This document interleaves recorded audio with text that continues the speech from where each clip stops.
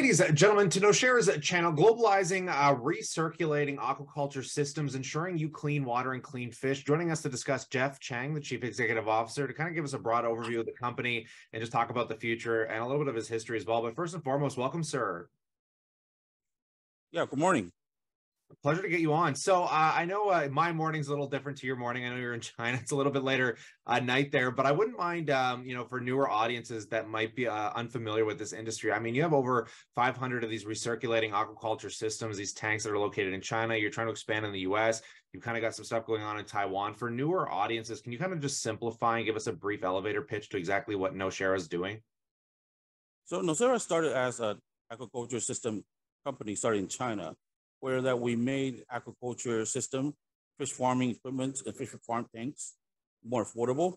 And because, the concept's out there since 1978, and we want to make sure that all the, like the small stakeholders, small fish farmer can use our system, to raise more fish, the easier way instead of the hard way. When the fish farm in the U.S. is being abandoned or being sold, because this is hard, dirty work. We want to make sure that everything's controlled by AIoT, by our system. So where one person can monitor 50 tanks instead of you have all these labor force, that's required. Right now, labor is the most expensive, cost in terms of fish farming. So we want to make sure that, we want to introduce a system that makes fish farming easy and affordable. And that's what we're doing right now.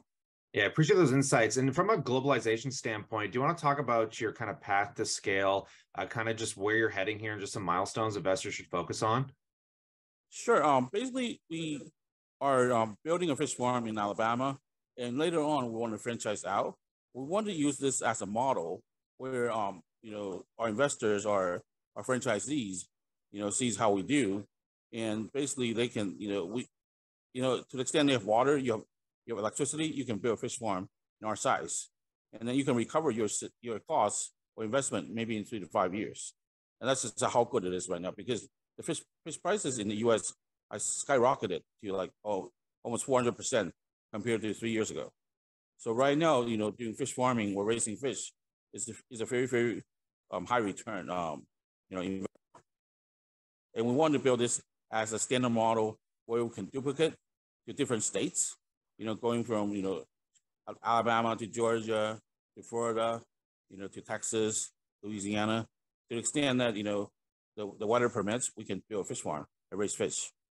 Now, you got to roll back a little bit here for us, Jeff. I would love to know what in your history led up to that aha moment that kind of got you involved in this kind of fish farming and building out these aquaculture systems?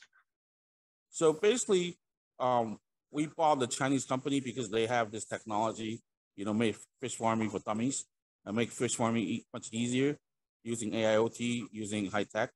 So instead of doing like these pond fish farm, we raise fish farm in tanks, in circular tanks. And our waters are circulating 24 hours a day and make fish more cleaner. So basically this is what we do.